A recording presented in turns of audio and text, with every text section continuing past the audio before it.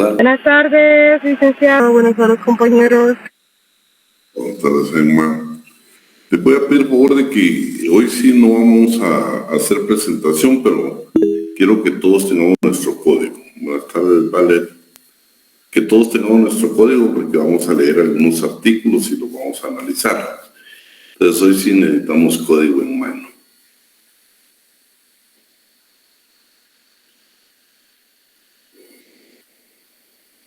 Bueno, ¿tienen algún su código por ahí? ¿Quiénes nos pudieran apoyar ahí con alguna lectura?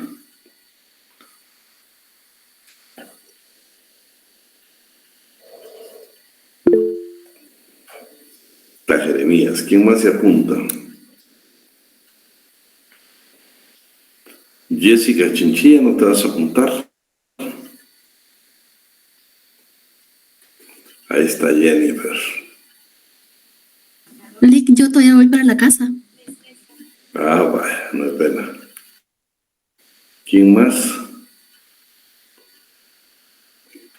Lady Cortés. ¿Quién más? Hay que buscar su código, porque hoy vamos a analizar código. Vamos a hacer de una vez un repaso para el examen, ¿no? Vamos a repasar de una vez para el examen. Necesitamos más colaboradores, voluntarios.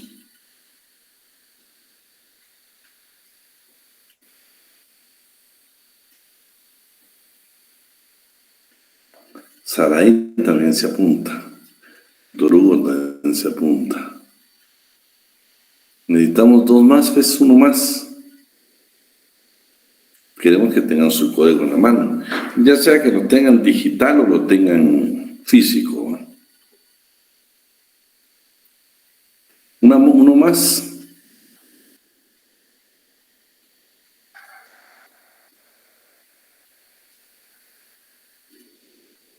María Augusto. Bueno, pues entonces vamos al inicio.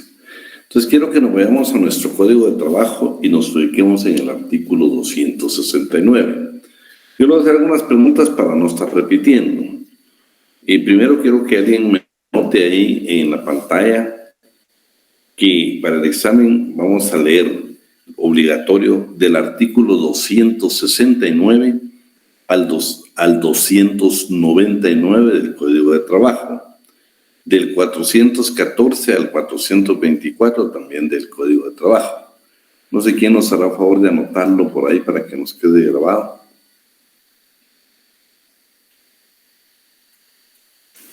Buenas tardes, Lick. Solo si los pudiera repetir un poquito más despacio para que los puedan notar.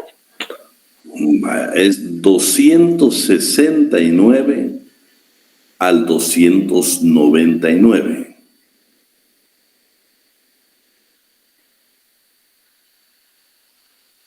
Ajá. Y del 414 al 424, todo del Código de Trabajo. Ok, Lick, gracias. Bueno, joven, entonces, el 269 nada más quiero que me confirmen. Ese creo que le dieron lectura con el licenciado Alan, ¿va? Solo me lo confirman para no repetirlos. Sí, licenciado. Bueno, estamos ahí. El 270. También, licenciado. Muy bien, Jennifer. Bueno, 271 sí seguro, 271 bis, 272 y el 273 que lo leyeron conmigo. Entonces, quiero que nos ubiquemos en el 274. Nada más voy a hacer yo referencia, ¿ve? El 274 lo que indica es de que la dirección, el estudio y el despacho de todos los asuntos relativos al trabajo y la previsión social le corresponden al Ministerio de Trabajo y Previsión Social. Y en cuanto a la previsión social, tiene la obligación de coordinar con el Instituto Guatemalteco de Seguridad Social. El 275, no sé si le dieron lectura con el señor Alan, y si no, pues lo vamos a leer nuevamente. Sí, licenciado, ese también, el curso de revocatoria. Sí, pero miramos los dos, el revocatoria, reposición y el silencio administrativo. Lo vamos a leer para que nos quede grabado. ¿Alguien que nos pueda apoyar?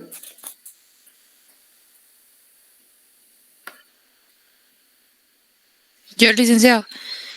Vaya a estar ahí, por favor. 272, ¿verdad? No, 275. 275, ok. Es competencia exclusiva. Los asuntos a que se refiere el artículo anterior son de competencia exclusiva de las autoridades que este código crea y cualesquiera otras autoridades. Quedan obligados a prestarles la cooperación y auxilio que aquellas les demanden. En consecuencia, las resoluciones que el Ministerio de Trabajo y Previsión Social o sus dependencias dicen solo pueden ser impugnadas a través de los siguientes recursos. A. Recurso revocatoria, que deberá interponerse por escrito ante la dependencia administrativa. Ante la dependencia administrativa del Ministerio mencionado, dentro del término de 48 horas de notificada la resolución, debiendo el despacho respectivo elevar inmediatamente las actuaciones al Ministerio de Trabajo y Previsión Social. El Ministerio debe resolver dentro de improrrogable término de 8 días, revocando, confirmando o modificando la resolución recurrida. El plazo respectivo se empieza a contar desde el día siguiente en que se reciban las actuaciones. B. Recurso de reposición. Si se tratare de resoluciones originarias del Ministerio, dicho recurso se sustanciará y resolverá entre los mismos términos indicados en el inciso anterior.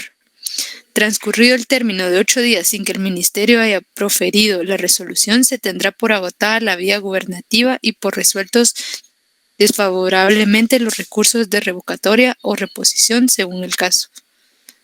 Bueno, los dos recursos, el de revocatoria, que es el que más nos interesa, que espero que se lo valan, y el silencio administrativo. La regla general del silencio administrativo es que todas las solicitudes que ustedes hagan, por ejemplo, a la administración pública, si no le resuelven en 30 días, se considera desfavorable. El Código de Trabajo es una de las excepciones, que aquí el silencio administrativo es únicamente de 8 días. El artículo 276 ya lo analizamos. Las tres grandes instituciones que el Código de Trabajo dice que debe tener el Ministerio de Trabajo, que por cierto se quedó corta porque ha crecido demasiado el Ministerio, que era la Inspección General de Trabajo, la Comisión Nacional del Salario y la Dirección General de Trabajo. ¿Qué es lo esencial que vimos acá? Lo esencial que vimos es de que dice que para ser director general de trabajo o para ser inspector general de trabajo debemos de cumplir con un requisito constitucional. El Código regula que es el artículo 6, pero ustedes saben que hemos hablado que actualmente ese era de la Constitución anterior. En la actual Constitución está regulado en el artículo 144. Luego el 277, las dependencias a que se refiere el artículo anterior de las atribuciones del Código van a tener las atribuciones que les regula este Código y deben desarrollar las que determinen su respectivo reglamento. Por supuesto, vimos dos reglamentos en algunas instituciones, especialmente el 215, que se recuerden que es la ley orgánica del Ministerio de Trabajo y Previsión Social. 278 ya lo vimos, 279 lo vimos conmigo, 280 también ya lo analizamos, el 281 también y también el 282. Entonces quisiera que nos ubicáramos en el 283.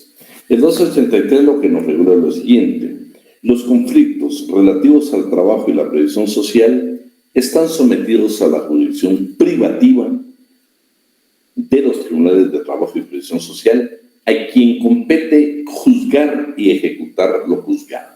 Pero que no se les olvide que esto es cuando aplicamos la jurisdicción, ya la parte tribunalicia.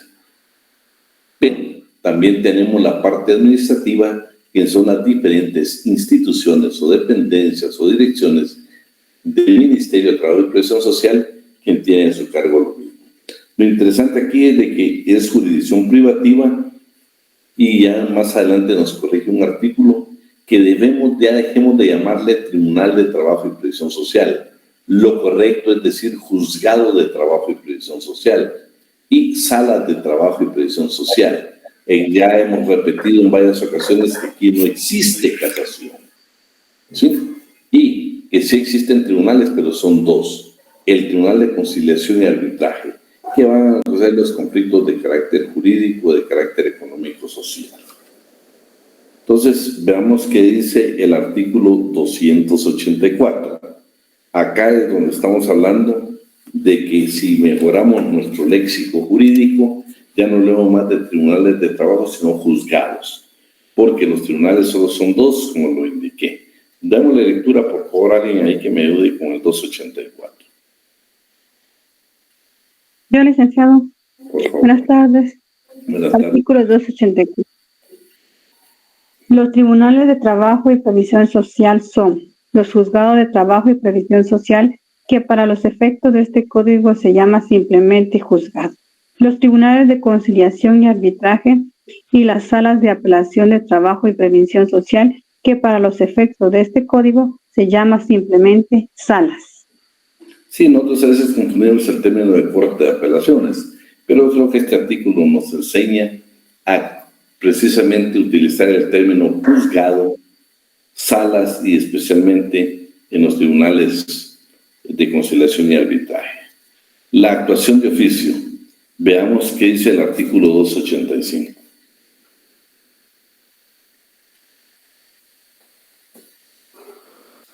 Artículo 285. Dichos tribunales forman parte del organismo judicial y solicitada su intervención deben actuar de oficio, abreviando en cuanto sea posible la tramitación de los asuntos sometidos a su conocimiento. Sus sentencias firmes tienen autoridad de cosa juzgada. Pero no nos olvidemos que como todos los derechos, también el laboral prescribe. Usted podemos tener una resolución, pero si no la impugnamos en el tiempo que establece la ley, pues termina siendo cosa juzgada. El 286, vean qué interesante ustedes, para que el día que usted quiera ser precisamente funcionario, especialmente juez, hay una limitación. Si hemos representado a organizaciones sindicales o gremiales de patronos, tenemos una limitación. Veamos qué dice el artículo 286. Artículo 286. No pueden ser miembros, funcionarios ni empleados de un tribunal de trabajo y previsión social los que desempeñen o hayan desempeñado en los 3 años anteriores a su nombramiento cargos de dirección o representación judicial o extrajudicial en asociaciones patronales u organizaciones sindicales. Bueno, ahí estamos. Entonces, el artículo 286, 87, lo que nos indica es de que supletoriamente podríamos aplicar la ley de reunión judicial. Corrección que usted tiene que hacer, que ahí dice ley constitutiva de la Unión Judicial, y ahora sabe que es la ley del organismo judicial. 2. Y hemos visto quienes estuvieron con nosotros el semestre pasado, cuando nosotros analizamos la interpretación, la aplicación del derecho del trabajo, también vimos de que supletoriamente podemos aplicar los principios que regula precisamente el derecho común. Pero que no se nos olvide de que es únicamente supletoriamente. Si hay una disposición en materia del derecho del trabajo, una disposición en materia laboral, es esa la que debemos de aplicar. Veamos hoy precisamente el 288, ya lo vimos, que es la creación de los juzgados, donde indicamos de que hay un informe del Ministerio de Trabajo y Previsión Social y que como requisito esencial antes de ese informe debe escuchar a la Inspección General de Trabajo. Veamos ahora el 289. Aquí lo que está indicando que prácticamente para que usted un día quiera ser juez, debe ser de preferente especializado en asuntos de trabajo. Y esto es valioso porque hay una resolución por ahí de la Corte de Constitucionalidad donde debe prevalecer ante otros. Si usted es especializado en derecho laboral, a usted lo deberían de contratar. Y por último, pues también un artículo que ya necesita reforma porque no habla de oficiales, sino de escribientes. y que precisamente hasta dónde usted puede tener facultad como estudiante de Derecho ser secretario de un juzgado. Alguien que me lee el 289, por favor. Yolix, si gusta. Por favor. Sí. Artículo 289. Los juzgados están a cargo de un juez, que debe ser abogado de los tribunales de la República, de preferencia especializado en asuntos de trabajo, nombrado y removido por la Corte Suprema de Justicia, por las mismas causas que procede la remoción de los jueces de primera instancia. Los jueces de trabajo y prevención social deben tener los requisitos que la ley exige para ser juez de primera instancia y gozan de las mismas preeminencias e inmunidades de aquellos. Los juzgados de trabajo y prevención social están constituidos, además con un secretario que debe ser de preferencia abogado de los tribunales de la República o estudiante de Derecho, y los notificadores y escribientes que sean necesarios. Bueno, ahí estamos. Vamos con el siguiente, que está derogado. Y el 291, ¿en qué casos puede intervenir un juez de paz? Habla de cuantía, pero lo interesante es que todavía es ley positiva y vigente, en aquellos casos donde no exista precisamente un juez o un juzgado de trabajo y previsión social. 291. ¿Este también se lee? Por favor.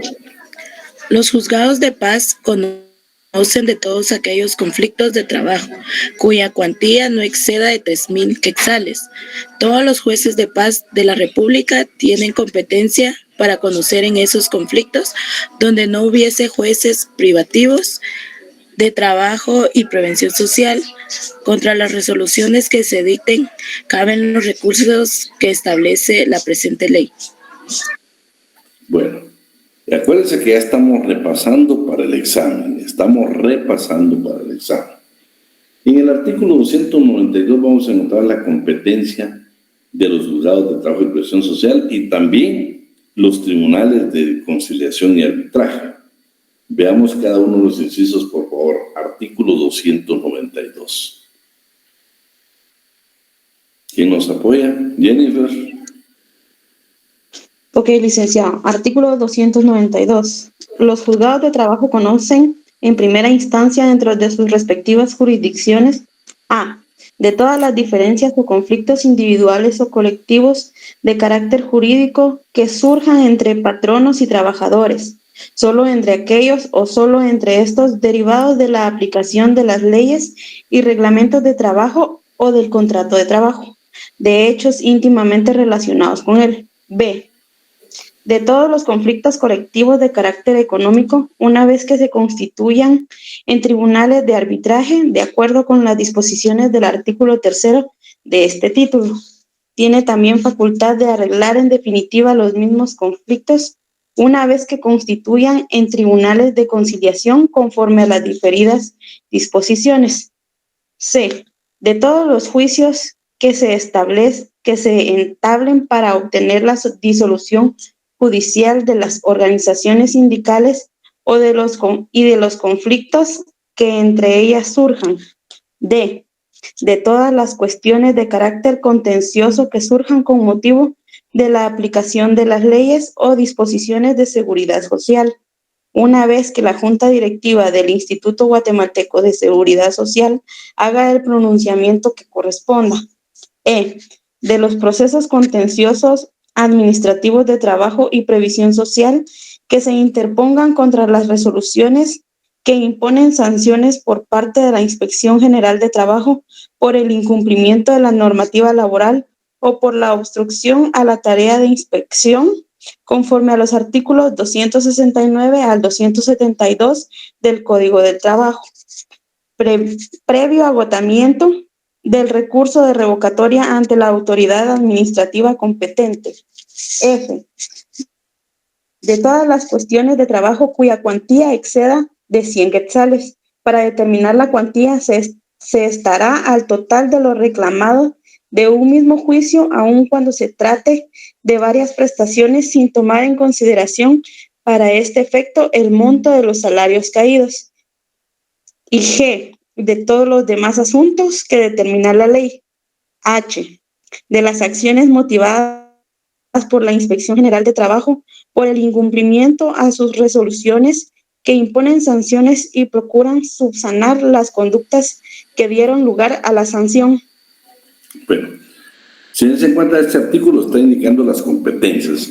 Primero, a unos juzgados a unos tribunales de conciliación y arbitraje se consideran de primera instancia. Y por supuesto, cómo se resuelven los conflictos de carácter individual y colectivo, que puede ser un juzgado de trabajo y previsión social. Los colectivos, los tribunales de conciliación y arbitraje. Los de seguridad social. Ustedes saben que la seguridad social, todos los asuntos de seguridad social se van a discutir en un juzgado de trabajo y previsión social. Hablando de relación afiliado, Instituto Trabajador Afiliado e Instituto Guatemalteco de Seguridad Social. Todos los asuntos de previsión social van a un juzgado de trabajo y previsión social en un juicio ordinario. Eso lo establece el código y ahora pues están viendo ustedes el inciso D y el contencioso que era un licenciado Alan. Veamos ahora ya los tribunales de conciliación y arbitraje.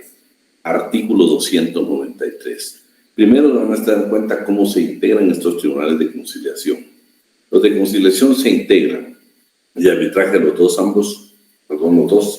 se integran. Juez, secretario del mismo juzgado y un representante de patronos que es el vocal y un representante de trabajadores también. Dos vocales y el juez. Los vocales que son representantes de patronos y trabajadores tienen sus suplentes. Van a durar en su cargo 1 año. Sus cargos son públicos y obligatorios. Su periodo es de enero a diciembre. Si no hay quien los sustituya, deben de continuar el cargo, pero la ley nos autoriza también que nosotros podemos renunciar ante la Corte Suprema de Justicia si hemos cumplido el tiempo. Y los suplentes, que son 3, van a ser electos, si es necesario, de conformidad con la forma que fueron seleccionados. ¿Alguien que me lea el artículo 293, por favor? Jeremías. 293. La finalidad esencial de los tribunales de conciliación y de arbitraje es mantener un justo equilibrio entre los diversos factores de la producción, armonizando los derechos del capital y del trabajo. Cada tribunal se integra así: A, un juez de trabajo y previsión social que lo preside. B, un representante titular y 3 suplentes de los trabajadores. C, un representante titular y 3 suplentes de los empleadores. D, los cargos son públicos y obligatorios. Por la naturaleza de sus funciones, el cargo de presidente es permanente, en tanto que los demás figuran 1 año, comprendido de enero a diciembre. Los suplentes serán llamados en el mismo orden de su elección o designación. Los representantes a que se refiere este artículo deben seguir cumpliendo las responsabilidades de sus cargos hasta que tomen posesión sus sustitutos. Sin embargo, podrán renunciar ante la Corte Suprema de Justicia si han cumplido ya su periodo. El secretario del juzgado cuyo juez preside el tribunal lo es a la vez de este también permanente. Bueno, ahí estamos. La función es permanente, ¿va? El artículo 294 que tuvo reforma indica lo siguiente: los tribunales de conciliación y arbitraje tienen carácter permanente. Funcionarán en cada juzgado que por designación de la Corte Suprema de Justicia conozca en materia laboral.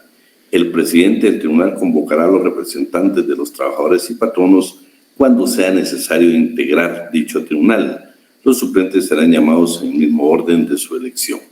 Vean, cuando se plantea un conflicto colectivo de carácter económico-social, existen ya, como ya en el artículo anterior que Jeremías le dio lectura, está claro. Primero, que son las organizaciones sindicales, por ejemplo, en el caso de los patronos, de los trabajadores, quienes van a proponer quienes los pueden representar. Eso lo hacen, esa lista la tienen que enviar el último día hábil del 20 de noviembre. Y es la Corte quien al final designa. Sobre la lista, la Corte tiene la potestad de utilizar otras personas. Y el sector empresarial lo hace a través de las cámaras.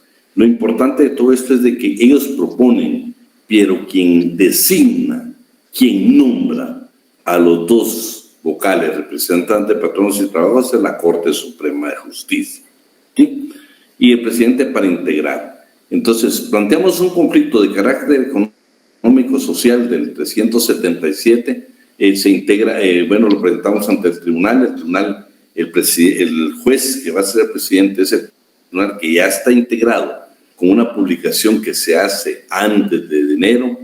Ya está designado cómo se integran los tribunales de conciliación y arbitraje, porque sus funciones ya lo leímos que es de enero a diciembre. Antes del mes de enero ya hay una publicación en el diario oficial donde se indica cómo están integrados. Cuando usted plantea entonces un conflicto de carácter económico-social de conformidad con el artículo 377, el juez va a resolver la petición que nosotros los trabajadores hagamos, ya sea sindicalizados o coaligados. La primera acción la emite él porque inmediatamente tiene que notificar al patrono de las peticiones nuestras como trabajadores. Pero en el caso del Tribunal de Conciliación, 12 horas después, tiene que integrar, tiene que llamar a los dos vocales, el representante de patronos y trabajadores, para integrar el Tribunal de Conciliación. Y en el caso del arbitraje, que es posterior a la conciliación, también el juez recibe, comienza a resolver, pero tiene que integrar 24 horas después de haber recibido el expediente. Para eso quiero que alguien me lea, Saraí, ¿estás por ahí? El artículo 382 y 399 del Código de Trabajo.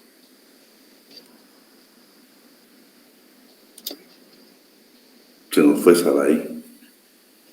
Vamos a ver, Jennifer o Elizabeth.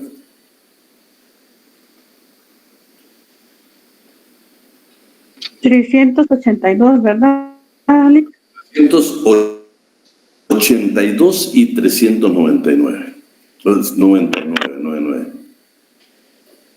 Dentro de las 12 horas siguientes al recibo del pliego de peticiones, el juez de trabajo y previsión social procederá a la formación del Tribunal de Conciliación de conformidad con lo preceptuado en los artículos 294. Notificará la otra parte por... Elizabeth, ahí está la base legal que tiene 12 horas para integrar el de conciliación. Veamos ahora el de arbitraje, 399. Yo lo tengo listo.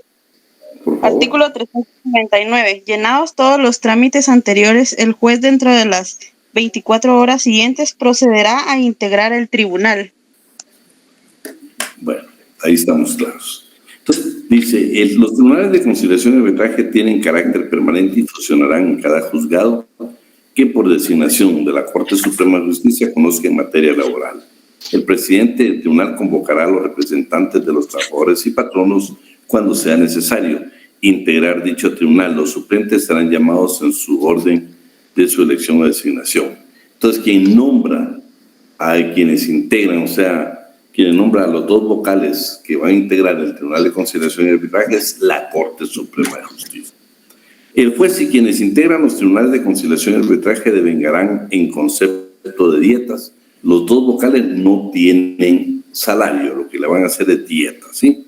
Y pues la Corte debe tener el ingreso necesario o hacer las transferencias respectivas. Los tribunales de conciliación y arbitraje conocen en primera instancia. Eso significa que ya lo vimos en un caso que leímos en el 394, donde, por ejemplo, si no se llega en la conciliación ni a un compromiso de un arreglo o el compromiso de ir a un arbitraje, cualquiera de las partes puede pedir al juez que declare la legalidad o ilegalidad de la huelga o del movimiento. Y ese juez de trabajo tiene que esperar o tiene que emitir su resolución bajo reserva, porque obligadamente tiene que conocer la sala de trabajo y previsión social, quien resuelve en definitiva el conflicto, si declara legal o ilegal una huelga. ¿Sí? Veamos el 295. ¿Quién nos apoya?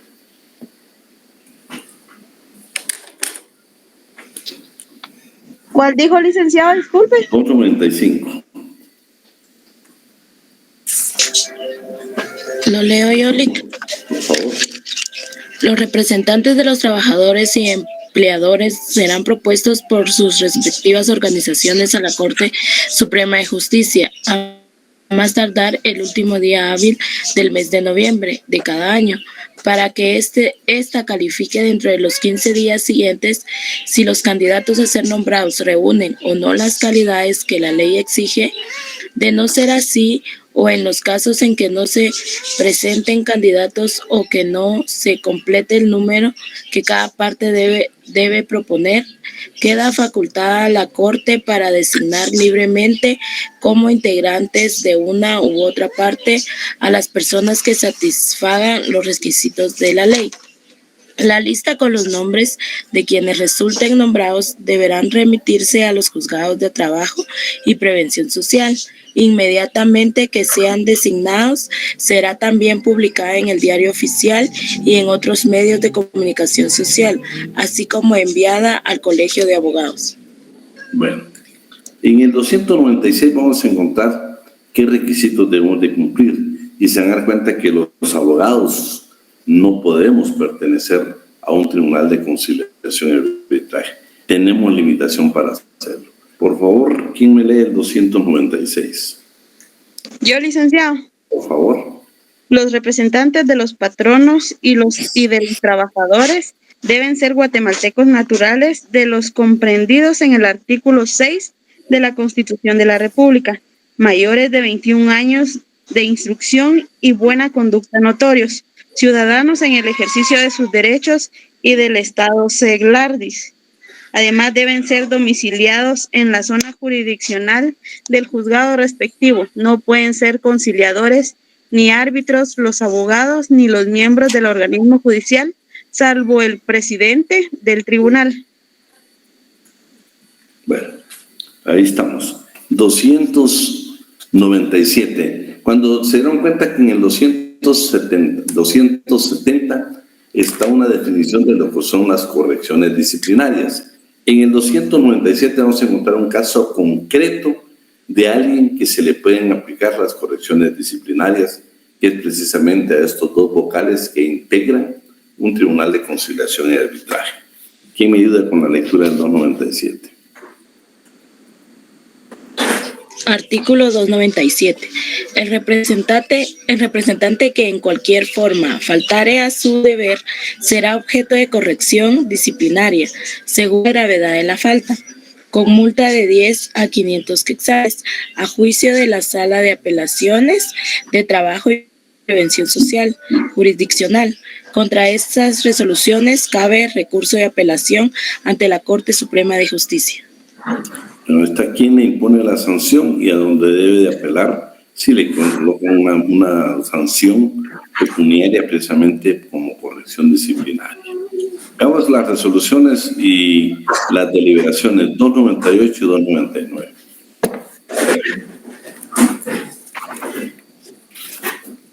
Yo, licenciado. Por favor. Artículo 298. En los tribunales de conciliación y arbitraje, el presidente es el encargado de dictar las resoluciones de trámite, las que serán firmadas por él y su secretario. Las demás resoluciones serán dictadas y firmadas por todos los miembros del tribunal, aun cuando alguno votara en contra. Artículo 299. Las deliberaciones de los tribunales de conciliación y arbitraje son secretas y la votación debe efectuarse en la misma forma el día señalado para el fallo. Las decisiones de este tribunal son tomadas por mayoría de votos de sus miembros. Bueno, ahí estamos. Ahora quiero que nos veamos al artículo 414.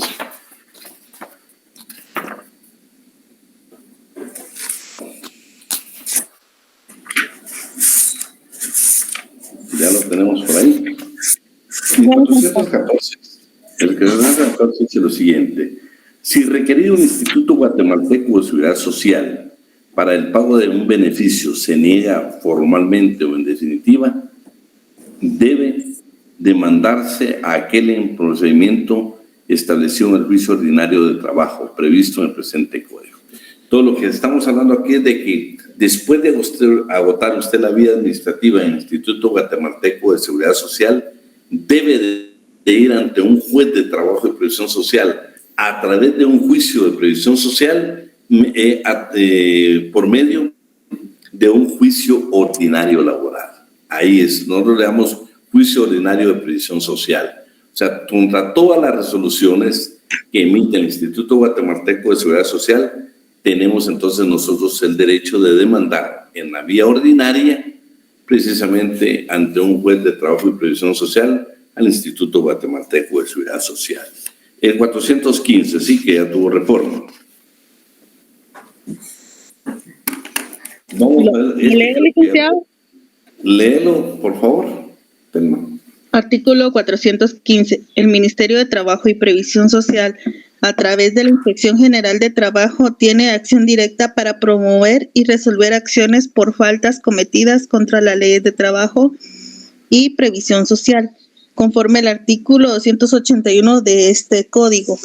Agotada la vía administrativa que condene al sujeto considerado infractor de las normas de trabajo y de previsión social o por obstruir la labor de inspección, después de haber interpuesto recurso que se encuentra normado en el artículo 275 del Código, este podrá promover el proceso contencioso administrativo de trabajo y previsión social establecido en el artículo 417 ante el Juzgado de Trabajo y Previsión Social de la zona jurisdiccional a que corresponda el lugar de ejecución del trabajo, dentro de los 20 días hábiles siguientes a la notificación de la resolución del recurso de revocatoria.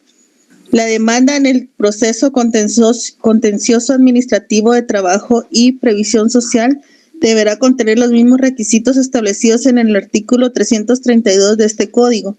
En caso la infracción se refiera al incumplimiento de normas relativas a condiciones generales mínimas de empleo, trabajo, salud y seguridad ocupacional previstas en la legislación de trabajo y previsión social para el planteamiento de esta acción. El infractor deberá acreditar haber optado a las medidas que garanticen el cumplimiento de la normativa laboral. Bueno, en el 416, léetelo de una vez, por favor. Telma. Están obligados a denunciar sin que por ello incurran en responsabilidad a las autoridades judiciales, políticas o de trabajo que en el ejercicio de sus funciones tuvieran conocimiento de alguna infracción a las leyes de trabajo o previsión social, y B, todos los particulares que tuvieran conocimiento de una falta cometida por infracción a las disposiciones prohibitivas de este código.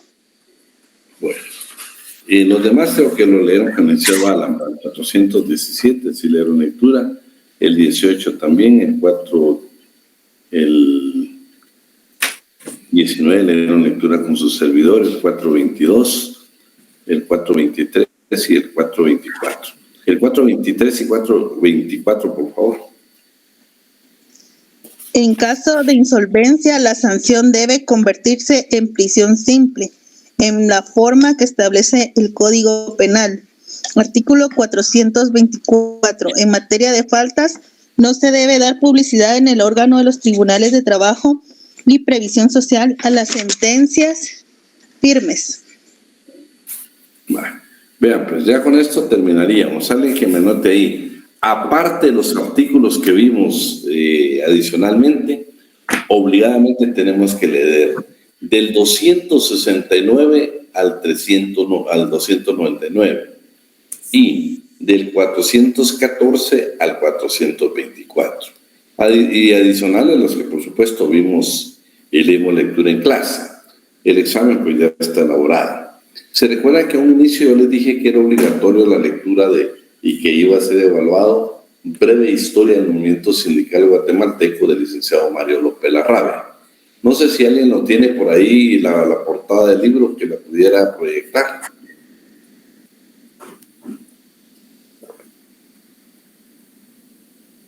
Para que nos quedara grabado.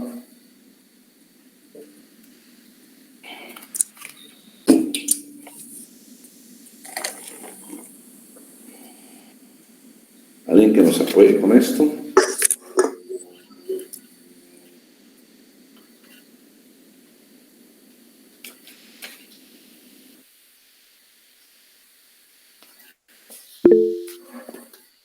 Yo no lo tengo, licenciado, sino con mucho gusto. ¿Quién lo tiene por ahí? Omega, ¿no lo tenés? No, Riga, ahí sí le quedó mal, porque lo andamos buscando todavía y no lo Alguien que hemos nos pueda encontrado. buscar para que lo proyectáramos.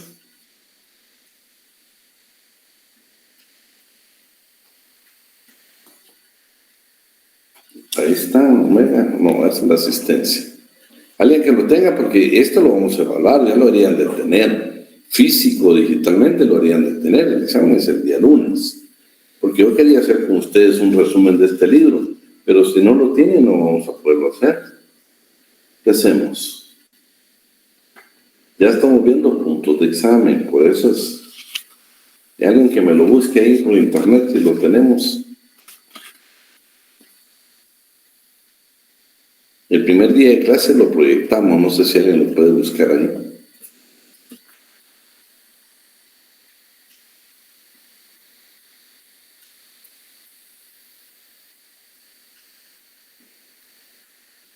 ¿Quién nos apoya?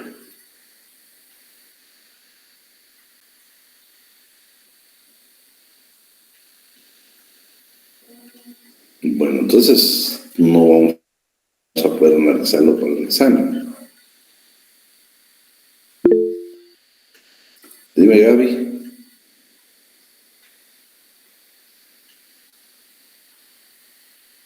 Y una consulta, ¿es el de introducción al estudio del derecho procesal de trabajo?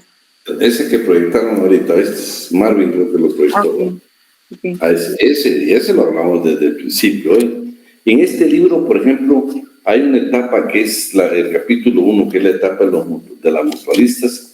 Ahí van a encontrar ustedes, por ejemplo, que las primeras mutualistas en Guatemala se dieron en 1894, tal como se dieron alrededor del mundo. En Guatemala existía el Porvenir de los Obreros, la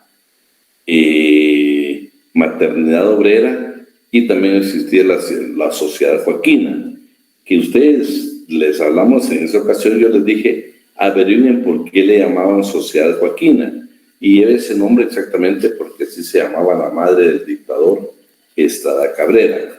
Posteriormente nos aparecieron ya las gremiales de albañiles, los de tipógrafos, los de barberos. También existió ya la Federación de Sociedades Obreras, que aparece un partido político que el día de hoy pues lleva el nombre. No creo que sea creado desde esa época, porque la ley electoral de partidos políticos ha variado, pero si leen, por ejemplo, qué pasó no sé si puedes verme ahí la página número 6. Marvin, que miraran la página 6 ahí.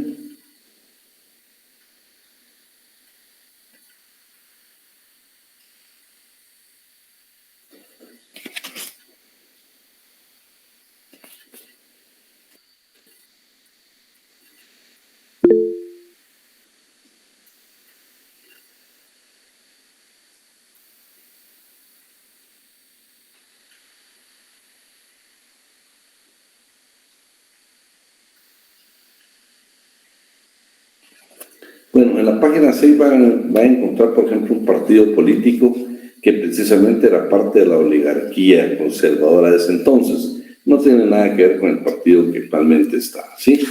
Ya posteriormente vamos a encontrar también en ese mismo periodo de que existe la primera ley de trabajadores que precisamente se dio en 1894 y que todo lo relativo al derecho del trabajo, especialmente el contrato de locación de servicios, se encontraba precisamente en el Código Civil.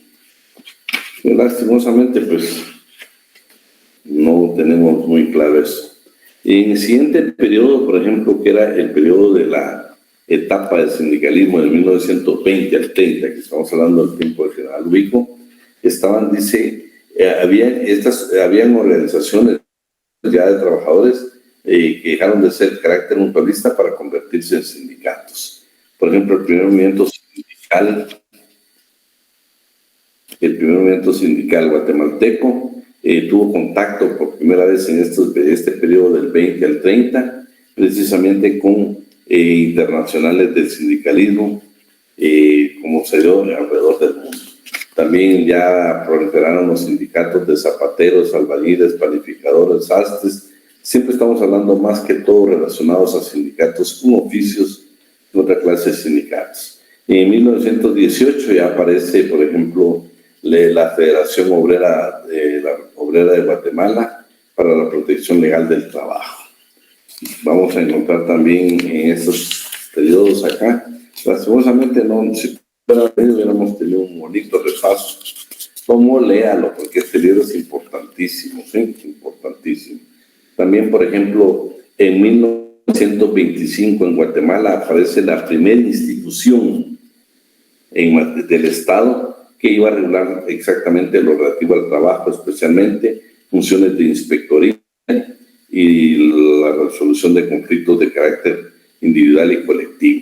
Como ustedes se recuerdan, en muchos países en Europa primero se dio precisamente la parte de la inspectoría, o sea, la inspección. Se recuerdan que, por ejemplo, en Inglaterra aparecen las primeras inspecciones que primero eran por gente notable de cada sector, y ya posteriormente que adquirieron la calidad de funcionarios, los inspectores de trabajo. En 1931 sucedió algo importante en Guatemala, precisamente trabajadores de la fábrica de cementos Novela, en ese entonces el más grande a nivel de Centroamérica, paralizaron labores. Acá dice, apagaron los hornos y estallaron en huelga. Claro, fueron reprimidos, pero lo importante es que estamos hablando de un periodo difícil. Sin embargo, la clase trabajadora, como siempre ha sucedido, pues todo tiene límites, y ellos, a pesar de que era, pues ustedes saben a qué me refiero cuando hablo de cemento Novela, que no lo estoy diciendo de Ortiz, sino que está en el libro precisamente de Mario López Lara, ¿sí? En la segunda etapa, en el capítulo segundo, que es el sindicalismo del 44 al 54, aquí se hicieron circunstancias muy especiales, ¿sí? Muy especiales. Por ejemplo, ya aparece la organización masiva de los campesinos. Tiene lugar a partir de la emisión de la ley de la reforma agraria, el famoso decreto 900, ¿verdad? También es importante que, por ejemplo, en cuanto a los ferrocarriles, en cuanto a la mutualista de los ferrocarriles, buscame en 1944. ¿Sí decimos, José? No creo que sea selectivo nada más. En el 44 aparece la Asociación Nacional de Maestros, que él prácticamente es el inicio de lo que actualmente es el Sindicato de Trabajadores de la Educación en Guatemala. También había una mutualista que era el famoso SAM, que era la Sociedad de Auxilio Mutuo del Ferrocarrilero, que posteriormente en 1944 deja de ser una mutualista y se convierte en un sindicato. También se fundó la primera escuela sindical, que se le denominó era una escuela de capacitación que se le llamó Escuela Claridad. En 1947 también aparece el primer registro, y si se dan cuenta, buscate ahí 1947, aquí tenemos, ahí está. Alguien que me pueda leer lo que dice 1947 ahí en pantalla, por favor.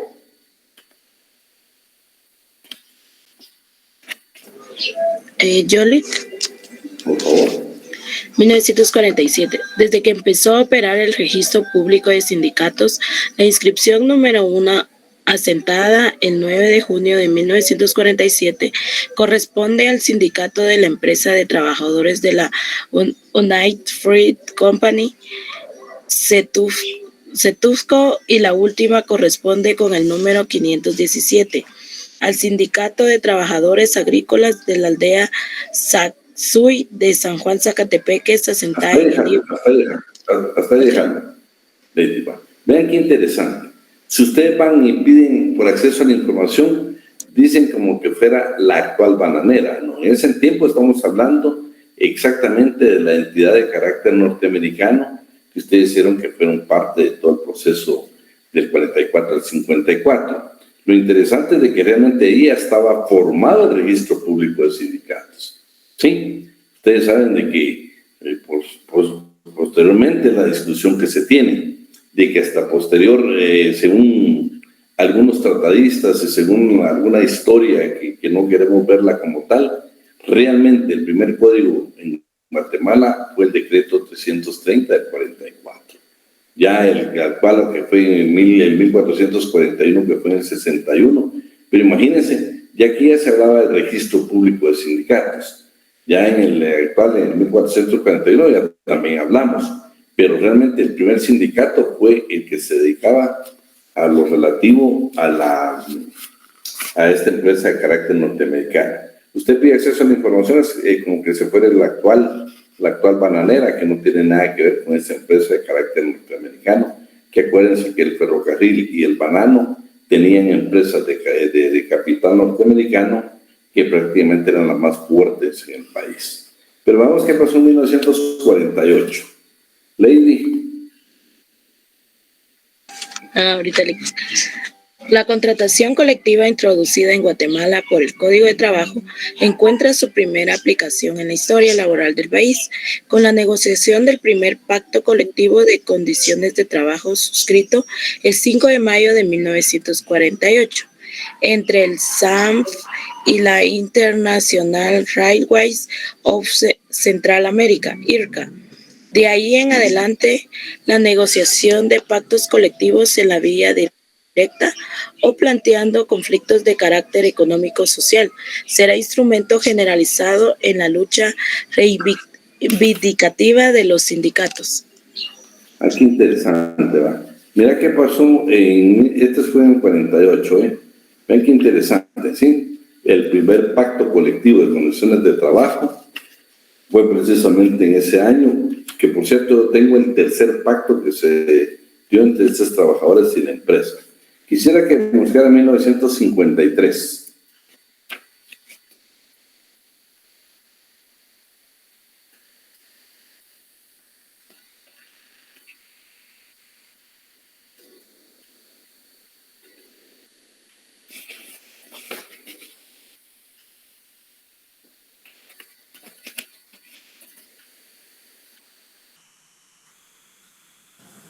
Listo, Lick, ahí está. Déjame ver, bueno, o búscame concretamente, ubicate en la página 76.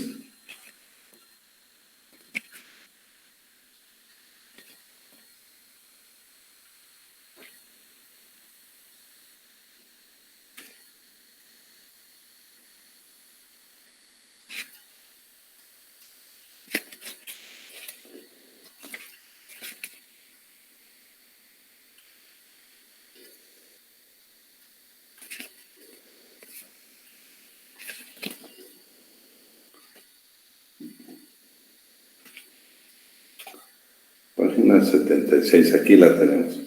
Ubícala bien, por favor. No sé si la podemos proyectar en toda la pantalla.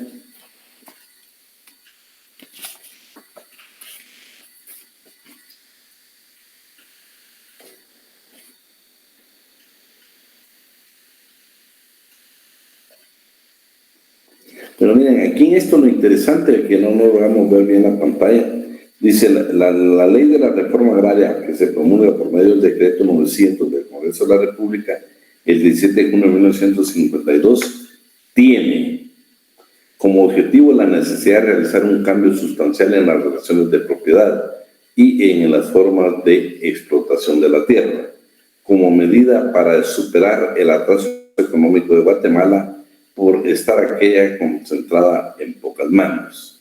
Pero tan importante como en la promulgación de estas leyes resulta echarlas a caminar por organismos encargados de aplicarlas.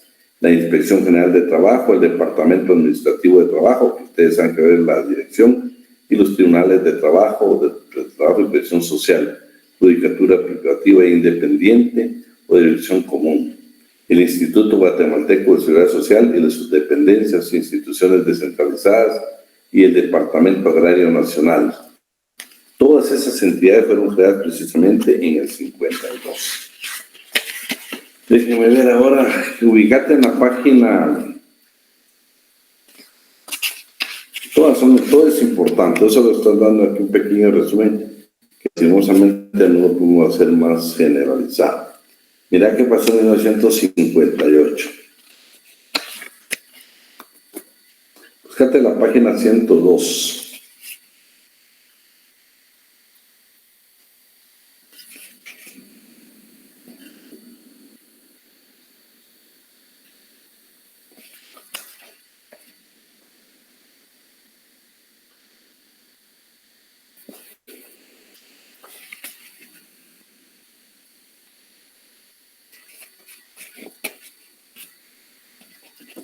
Alguien que me lea ahí, por favor, Lady, donde dice 1958. Léete esa parte, por favor. Bueno, Ricardo, pese a los buenos auguríos de Romualdi, a 4 años de caída del segundo gobierno revolucionario, la situación del movimiento sindical en Guatemala continúa bien precaria. Se registran en el DAT 3 federaciones y apenas 48 sindicatos de trabajadores, de los cuales 44 son urbanos y a 4 campesinos, y 1 patronal, el Sindicato Patronal de Industrias de Guatemala. Ahora, ubícate en la 114, por favor.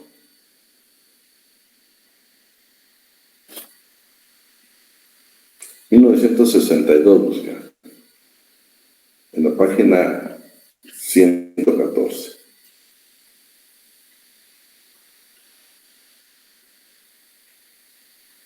Aquí estamos. Bueno, lee donde dice, por favor, de 1962. En marzo de ese año, el gobierno de Idígoras Fuentes reprime a estudiantes universitarios que preparaban los festejos de la huelga de Dolores. Crítica bufa a los gobiernos y clases dominantes. Con saldo de 4 estudiantes muertos, el movimiento de protesta se extiende a toda la Universidad de San Carlos, a los estudiantes de secundaria y luego a ciertas organizaciones sindicales y clase trabajadora, convirtiéndose en un amplio movimiento de lucha popular espontánea e improvisada, que se conoce con el nombre de Jornadas Cívicas de marzo y abril de 1962, que culmina con un represivo estado de sitio y muchos muertos y heridos y encarcelados, poniendo en apuros la estabilidad del régimen y dejándolo sumamente deteriorado. Bueno, y ahorita date en la 128, por favor.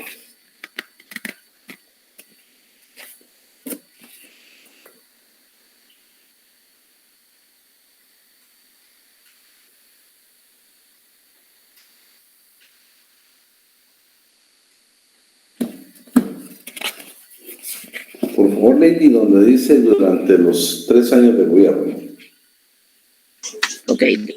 Durante los 3 años de gobierno de Arana Osorio, no se ha permitido a los trabajadores celebrar el Día Internacional del Trabajo, con un desfile y mitin final en lugares céntricos, aduciendo pretextos pueriles.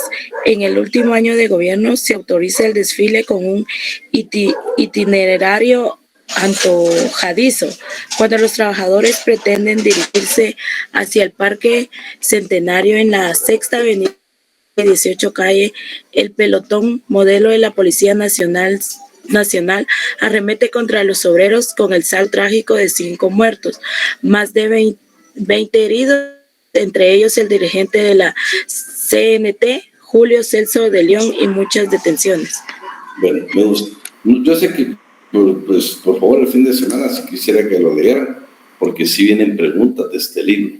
Yo leí los pasos más elementales, pero por favor lo lee. Es interesante el libro, por favor, es interesante. Te agradezco, Marvin. Ya dejemos de publicar. Licenciado Alan, ¿estará por ahí? Muchas gracias, Marvin. ¿Estará por ahí, licenciado?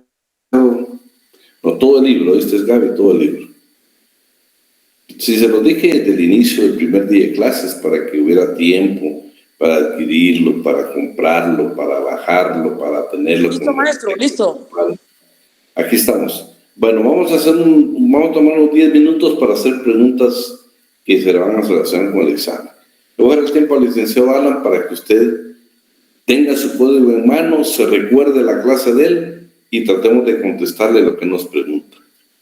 Acuérdense que el examen es el día lunes. Por favor, licenciado Alan. Muy bien. Buenas noches, señores. ¿Cómo están? Espero estén bien.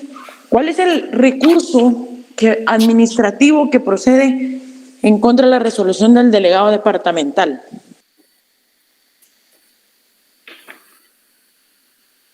Claro, con su fundamento, ¿no?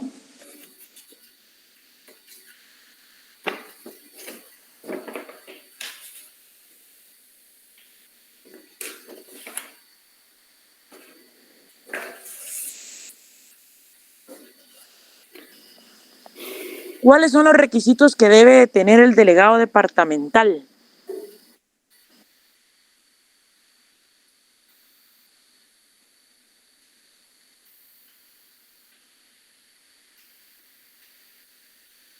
No, maestro, aquí no han estudiado nada, fíjese. Pero jóvenes, el examen es el día lunes. Bueno, alguien que me lea el artículo, de 31 del Código de Trabajo.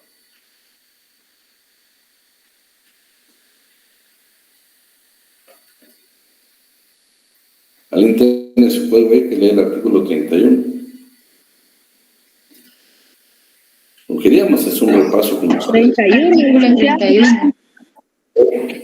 Tienen también capacidad para contratar su trabajo, para percibir y disponer de la retribución conveniente y, en general, para ejercer los derechos y acciones que se deriven del presente código, de sus reglamentos y de las leyes de previsión social, los menores de edad de uno u otro sexo que tengan 15 años o más y los insolventes y fallidos. Las capacidades específicas a que alude el párrafo anterior son solo para los efectos de trabajo y, en consecuencia, no afectan a los demás el estado de minoridad o, en su caso, el de incapacidad por insolvencia o quiebra. La interdicción judicial declarada del patrono no invalida los actos o contratos que hayan celebrado el ejecutado con sus trabajadores anteriormente a dicha declaratoria.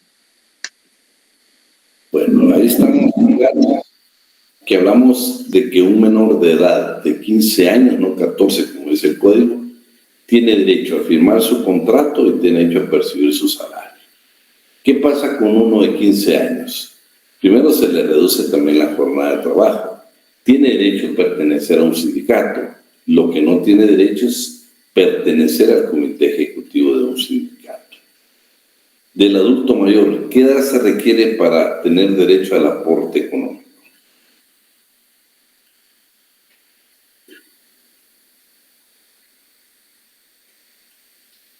¿Por qué tan callados hoy si nos están asustando? A mí me preocupa. Sí. Que el lunes es el examen. Bien, pues nosotros teníamos toda la intención de apoyarlos, pero ¿qué vamos a hacer si solo estamos preguntando y usted esperando para copiar? No, la idea es de que estamos en un repaso. Los colonizados acaban de ver ustedes el tema, pues no tenemos que unas semanas sin mucho ver el tema. Licenciada, otras preguntas, tratemos de contestar, tratemos de acordarnos. Tienen sus copias ahí para que ustedes puedan verificar esos extremos. Ok, ¿cuál es el plazo que tiene el infractor para promover el proceso contencioso?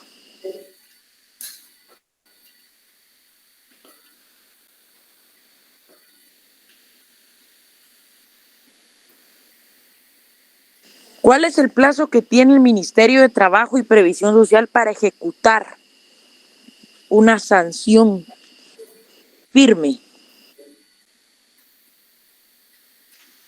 El infractor 20 días y el Ministerio de Trabajo 30. Lo primero sí, lo segundo no. Pero por lo menos define se animó. Ahí está Pablo Guillermo. Muy bien, Pablo, muy bien. ¿Cuál es el recurso que procede en contra de la sentencia emitida por el juez en un contencioso? Recurso. ¿De revocatoria? Revocatoria, ¿no? Cuidado. Revocatoria. Cuidado. Repitamos la licenciada Alan para ver si... Me gusta que esté participando. ¿Cuál es el recurso que procede en contra de la sentencia emitida en un proceso contencioso? Aclaración. ¿El de apelación? Recurso de apelación, licenciado. Apelación. Tengan cuidado porque esas preguntas son las que a veces se confunden en el examen. ¿Cuál es el beneficio que tengo cuando he pagado la multa y he cumplido con subsanar la falta? ¿Qué beneficio tiene el infractor? Un 50% de descuento de la infracción. Muy bien, de la multa. Muy bien.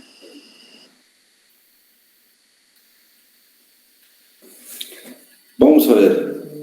¿Qué requisitos se requiere o qué requisito debe cumplir usted? Marvin Otonel quiere contratar por la naturaleza del trabajo a una mujer trabajadora guatemalteca de 18 a 25 años. Para no cometer la discriminación, ¿qué requisitos debe cumplir?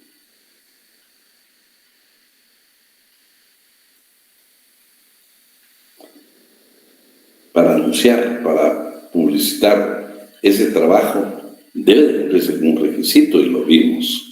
Deberá solicitar autorización ante la Inspección General de Trabajo y la Oficina Nacional de la Mujer. Muy bien, Génesis, 100 puntos. Ten en cuenta, pero si se recuerdan, tienen que estudiar. Los estamos motivando, queríamos repasar con ustedes, pero creo que la mayoría no ha comenzado a estudiar para el día lunes. Yo quiero dejarles la motivación, quienes no han estado con nosotros, yo quiero que este fin de semana, se lo estoy pidiendo hoy, si tiene actividades familiares, pues que le guarden el pastelito y se lo diga después a disfrutar. Pero necesito que estudie. Usted con nosotros, todas las preguntas son, todo lo hemos visto, pero le quedan más 2 días. Y si mañana nos dedicamos a trabajar y a otras actividades, nos queda el domingo. El domingo, cuando vemos, ya se fue la mañana, uno se comienza a estudiar en la tarde. Y entonces ya no le va a dar tiempo, el lunes hay que estar en el trabajo. Yo lo quiero motivar para que este fin de semana le dedique el tiempo necesario a derecho laboral, porque no le vamos a apuntar nada extraordinario, todo lo que dimos en clase. No vi una sola pregunta que no hayamos visto en clase. El día de hoy la intención con el Cebalan era de apoyarlos, pero no para que ustedes estuvieran copiando las preguntas, no, que las resolviéramos juntos para que todos estudiáramos. Por eso nos tomamos unos minutos, por eso tratamos de terminar a tiempo toda la parte del programa. Pero vamos a hacer otras 2 preguntas, les hablan y terminamos ahí. Muy bien. ¿Con qué principio debe de cumplir el juez al momento de emitir la sentencia? Hay un principio que concurre o que debe de observar el juez para emitir la sentencia.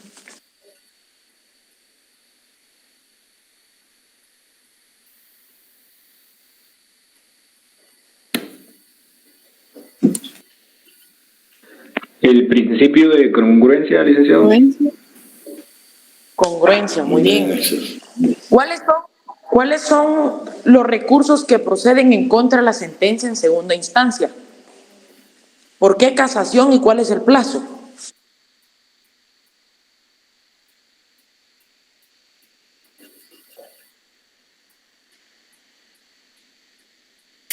Ampliación y aclaración, pero a casación no aplica.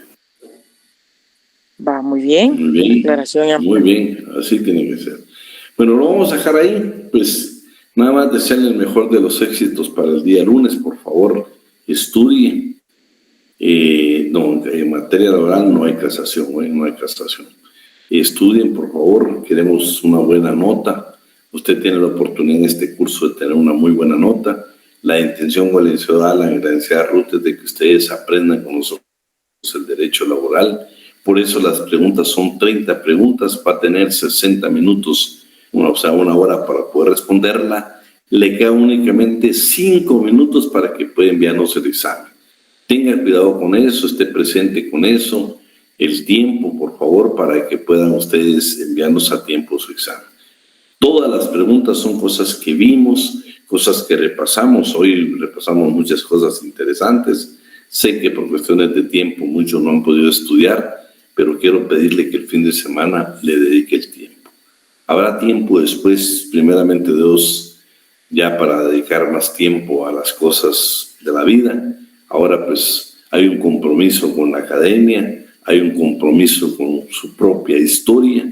Usted vino aquí para ser abogado y notario y queremos que sus exámenes sean buenos exámenes con muy buenas notas.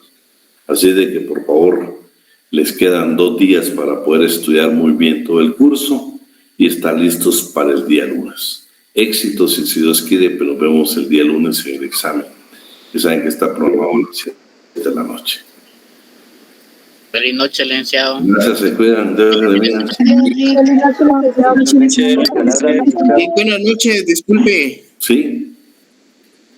Fíjese que con una molestia, primero agradeciéndole el consejo, el mensaje que nos dio ahorita de último, tiene muchísima razón, pero yo quisiera, fíjese que logré por parte de mi trabajo poder tener una plática con la secretaria general del sindicato. Entonces, por ejemplo, ¿qué en sí, qué es lo que yo necesito preguntarle como para elaborar mi trabajo? Todavía no es el tiempo, pero ya se me dio la oportunidad.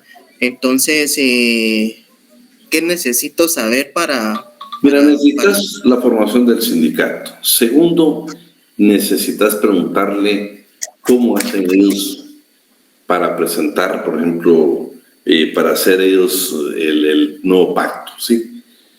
Cómo en los artículos, si es la general la que expone, qué puntos son los que van a tratar de superar, cómo hacen ellos para recabar, qué función juega el abogado que tienen de asesor, y pues vamos a ver muchas cosas ahí, pero me interesa que te sentes para preguntarle cómo se discute un pacto colectivo, cómo se homologa un pacto colectivo, cómo se denuncia un pacto colectivo, ¿sí?